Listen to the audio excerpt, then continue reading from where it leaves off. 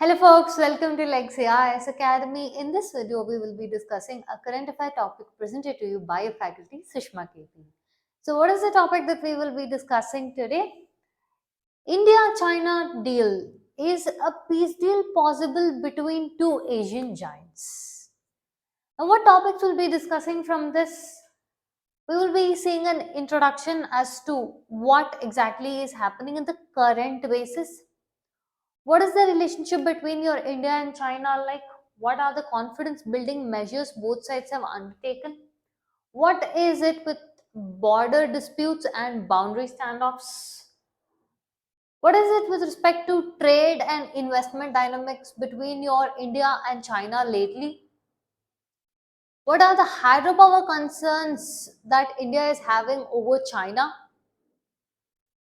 What is the issue of China not voicing out terrorism, even though it suffers in its own backyard? What is the China Pakistan axis? What is civilizational divergence between India and China? We will see how the trust deficit in both sides from your China and India side. What is the way forward? And we will see a possible mains question from this topic. So we discussed the issue, we discussed the topics. Now, how is it relevant to your UPSC? First, from a GS paper 2 perspective, we will see with respect to your India-China relations, with respect to SEO, with respect to Quad. Understanding? GS paper 3 perspective, say we will be discussing internal security, economic security, and terrorism aspects. On essay, question could be on the topic of your peace diplomacy, Asia's future, or civilizational harmony that we will be discussing in the course of the video. Alright, let's get started. Now, when we say recently, 2024 onwards, there is a thawing. See, when I say thaw, it means you are trying to, let's say a block of ice is there, you're trying to remove that in order to make a better connection or build a connection, or you're trying to reignite a connection between India and China. This started from 2024 onwards, and largely one of the common element, if we are going to tell, between India and China trying to come together, this is to an extent, okay, understand the word I'm using, to an extent has international aspects also. For example, Donald Trump, US president, coming into power, and his first term was filled with tariffs with respect to China. Second term, we have seen the number of tariffs that has been slapped on. So China had even issued a statement telling we have to stand together against this. And they also made the statement, it is the tango of elephant and the dragon. Right? So this is when India had voiced out concerns telling unless and until you reciprocate my issues with you, how can we build a relationship? Right? And especially we had been on a frozen state from 2019 onwards after the clashes. So now this US factor to an extent stepped in telling that no, there has to be a good deal of cementing between the developing nations, especially against your developed nation which is trying to dictate the world order. So it all starts with your high level meeting of your head of states, that is between your Indian Prime Minister Narendra Modi and Xi Jinping in BRICS 2024, which started the diplomatic reset. Again, we are not in any sort of diplomatic reset, but we have begun the process. Understanding? This was followed by multiple high level visits with the defense ministers, national security advisors, and also our external affairs ministers, that is between Rajnath Singh, Ajit Doval, and S. Jaishankar to meet their counterparts in China. This also comes in the aftermath of your Galwan Valley clashes. So after that, we were in complete frozen state of relationship with China. Now we are thawing that ice. That is why the name recent thaw. Understanding? So if this is on one side, what are the confidence building measures that we are trying to? Now when we said we're thawing the ice, which means we have to remove that frozen thing between both of us, right? Frozen ice, let's take it. How are we trying to build the confidence between both of us, telling that okay, we are ready for resetting the ties, or we are, let's say, moving on the path of normalcy. How did they start that? First and foremost, patrolling agreement. They agreed for resumption of patrolling and grazing in the eastern Ladakh region. Kailash Mansarovar Yatra ka, let's say it was paused after Galwan Valley clashes and now it's resumed after 4 5 years. Understanding? Then visa restoration for your Chinese citizens, and also one more thing is your dialogue mechanism has started. Dialogue mechanism has started with respect to working mechanism for consultation, especially in your LAC, line of actual control manner. Understanding? So this way it has started. How is it going? We will be discussing, but before that we have a small announcement from Legacy IAS Academy. If you are someone who are looking forward to start your UPSC civil service preparation, then look no further. You have found the right one-stop destination with Legacy IAS Academy. Now, why do I tell that it is the perfect one-stop solution? First and foremost, we make sure we keep the batch limit at a 40-member limit.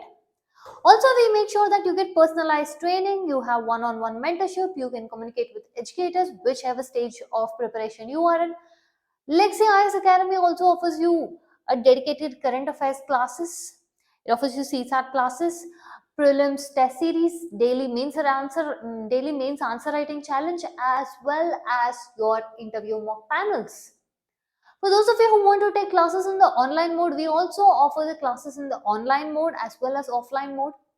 For those of you who are working professionals and graduates, we do offer coaching or courses in the weekend mode. So we offer classes in both weekday as well as weekend. Now, if you want to have a look at how the classes are, you can book a demo session either online or offline. You can once check out Legacy IAS Academy website or call the number given below and schedule a demo class both offline or online. Alright, with this, let's get back into the topic. What is the border dispute or military standoff that we are having? First and foremost, we have a lot of unresolved boundary conflict, especially along your LAC, line of actual control between your India and China. Again, see, a lot of things we can stem back and tell it because of colonial measures, wherein your McMahon line could be brought in, and also Chinese aggression on the Indian side, 1962 war. Again, if this was not enough, our trust was further eroded with Doklam standoff and Galwan Valley clashes. Galwan Valley clashes made India and China relationship frozen in time. We didn't want to move forward politically, diplomatically, economically, or any version of relationship we didn't want to have. The same was mutual on both sides. This was not just that the trust, when we say the trust issues are stemming because of China, that also comes from a China's built up near in infrastructure built up near your LAC. And also we have tried to do a lot of de-escalation with respect to your military deployments. But yet China continues to build its infrastructure despite India voicing out its concerns. Now, if you see this graph, this is India now FDI inflows. Yes, 2014 it told it will be investing $60 billion, but it is nowhere even remotely close to its engagement. If it wants to do, it has lot of set of rules, such as it will bring its own labors, it will have its own version of visas issuing. So this is again very conflicting for India. Also, to put a pressure on India and to the FDI inflows into India, China said that if you have to invest, then you have to go only under your government route. So, which further eroded the trust between the two countries. Another main concern that India has and has constantly voiced out is your China's ambitious dam building project. We all know how your China is with respect to dam building, and the recent one is where it wants to build the Medok Dam on Yarlang Sangpo, or just when the now it's like a Brahmaputra issue, like as in when the water is about to enter to Arunachal Pradesh, it wants to build the water on the upstream, which might put a pressure on our states. Understanding? So, the upstream of Arunachal Pradesh, when it is going to build such a mega big dam, then it is going to affect our water security, ecological impact, and also could lead to a lot of unimaginable issues because you are correcting the course itself. If this is not enough, if military issues are not enough, if hydrological issues are not enough, another thing is your terror divergence. What is this terror divergence? See, first and foremost, we just had Pahalgam terror attack where, let's say, in any and most of the nations came out in condemnation of the terror attack and trying to be on support of India and India's right to be self-determined and right to self-defend. Whereas China is diluting these things. How? For example, in the Pahalgam terror attack, which happened April 2025, 26 innocent lives were killed. China's response was very vague. And moreover, it supported Pakistan's security concerns. This was not sitting right. The language was not sitting right. Look at the word I'm using. The language was not sitting right. Putting India and Pakistan on the same line. Where India and Pakistan are the same line. One was the aggressor, one was just trying to defend. How can you put both those countries in the same line? That was what China was trying to do. In the multilateral forums also, especially in your SEO 2025, there was no consensus reached or no language which was criticizing terrorism out and out was issued in your SEO meet. But again, with respect to India's Prime Minister Narendra Modi speaking on extremely strong language of we do not support terrorism in any ways and forms. Finally, in BRICS 2025, first strong condemnation was coming out with respect to your terror attack. And also reiteration of our Prime Minister Narendra Modi with a zero tolerance policy on terrorism was highlighted. Now, if you see, both of these are contradicting. SCOP, they didn't even come out and speak on the language that which will be speaking on your terrorism. But whereas BRICS, they did give a strong condemnation, stating that at least this we can be viewing it as okay, somewhere China realizes that yes, if I have to build relationship with India, then this is also very necessary. Another issue we are having with respect to your China is the China-Pakistan axis. For example, military support during a Pahalgam terror attack, China supplied a large number of TL-15 missiles post Pahalgam terror attack. It acted as a diplomatic shield for Pakistan against all the sanctions. It also protected the terrorists off in order to whenever India tries to move to blocklist these terror organizations, China is the one that protects it. Then with respect to your China-Pakistan economic corridor, China has blatantly disregarded territorial sovereignty of your CPC or your OBR passing through your POK, which India has raised a lot of concerns, which China has avoided. This is something that India is not tolerating. Another thing we can see the difference or the differences of opinion arising between India and China is China has forgotten its shared ideology of your Buddhism, of your Confucianism, of how the ideals of Mahatma Gandhi are reflecting throughout, irrespective of boundaries, about non-violence, peace, having to speak against terrorism, even though its own backyard, Xinjiang province, is affected because of your terrorism. Even despite that, China is not ready to come out and voice out its concerns. It is masking Pakistan instead. India is viewing China as trying to be the Pakistan nexus and also China's expansionist policy, especially in your POK region, LAC region, in your Arunachal Pradesh region. And there is a huge amount of cultural disconnect also. If you see the trust deficit, this is there from both sides, both India side on China and China side on India. Not India does not agree on your one China policy, especially in your POK region. Public perception of China is seen as an aggressive neighbor.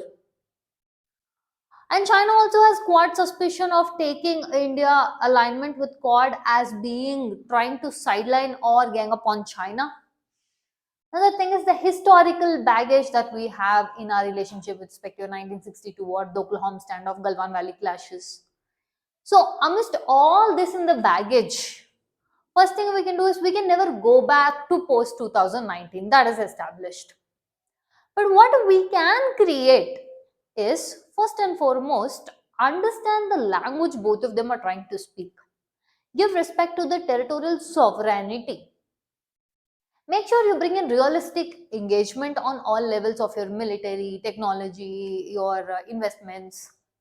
Bring people to people ties with respect to students, with respect to journalists, understanding, tourists, visa givings. Yeah. Counter terrorism operation. Yes, example like we mentioned, its own Xinjiang province. Trade balance. India has a huge amount of trade deficit with China, and bring in a good amount of strategic autonomy. And also one of the main thing is bring in a negotiated economic channels, and also bring in your let's say WMCC meetings, understanding. Like we discussed, it is not going to be an easy path, nor it will be us going back into the 2019 phase, but this could be a beginning, and we cannot tell that no, there is no thawing on both sides. That is, both of them are trying, but the issue is both of them have to see what the others are suspecting or what the trust issues of each other are, and trying to course correct to suit each national interest. So, what could be a possible mains question from this topic? Discuss the prospects of peace building between India and China in light of recent diplomatic engagements. Understanding? So, this will be the answer, will be the summation of the video that we spoke about. With this, we have come to the end of the content. If you like our content, subscribe to our channel, hit the like button, share it along with friends. Thank you.